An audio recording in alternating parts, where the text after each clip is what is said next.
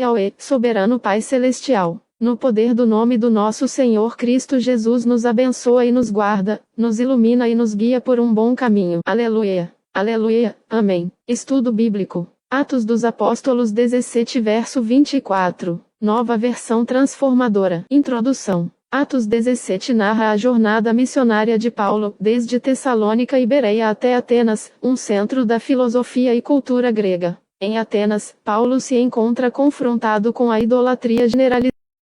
Atos 17, 24, parte do discurso de Paulo no Areópago, é um ponto crucial, pois estabelece a natureza transcendente e criadora do Deus que ele anuncia, contrastando-o radicalmente com os ídolos e a compreensão limitada dos atenienses. Este versículo serve como a base teológica para a pregação de Paulo, demonstrando que o Deus verdadeiro não é limitado a templos ou representações físicas, mas é o Criador soberano de todo o universo. Contexto histórico. Atenas era o coração da filosofia grega, onde diversas escolas de pensamento, como os epicureus e estoicos, competiam por influência. A religião ateniense era politeísta, com uma vasta gama de deuses representados por ídolos em inúmeros templos. O Deus desconhecido, Atos 17, 23, era um altar dedicado a uma divindade desconhecida, possivelmente por temor de omitir algum deus em suas homenagens. Paulo aproveita a curiosidade ateniense e este altar como uma ponte para apresentar o Deus verdadeiro. O discurso de Paulo no Areópago, um conselho de líderes influentes em Atenas, marca um momento de encontro entre o cristianismo e a cultura helenística.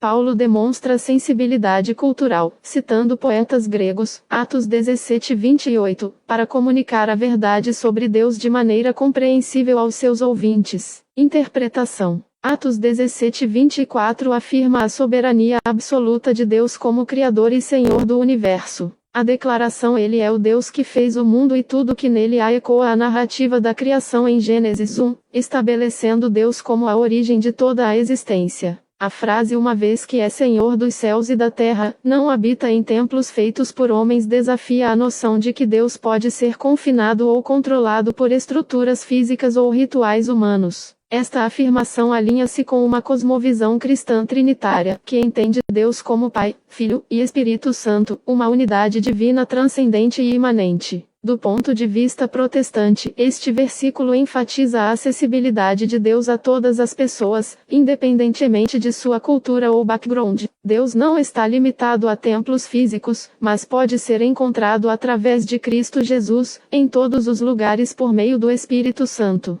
O versículo também implica uma crítica à idolatria e à busca por Deus em coisas criadas, em vez de no Criador. Para os crentes contemporâneos, Atos 17, 24 serve como um lembrete da grandeza e transcendência de Deus, convidando-nos a adorá-lo em espírito e em verdade, reconhecendo-o como o Criador e sustentador de todas as coisas, e não buscar por ele em coisas criadas. Veja as referências cruzadas. Isaías 66 versos 1 ao 2. Assim diz o Senhor: o céu é o meu trono, e a terra o estrado dos meus pés. Que casa vocês poderiam me construir?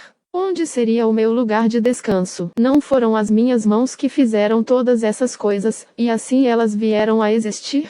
Declara o Senhor. Este versículo ressalta a transcendência de Deus e rejeita a ideia de que ele pode ser confinado a um templo físico. Assim como em Atos 17, 24, Isaías 66 versos 1 ao 2 enfatiza a vastidão e a soberania de Deus, que transcendem as limitações das criações humanas. Gênesis 1 verso 1.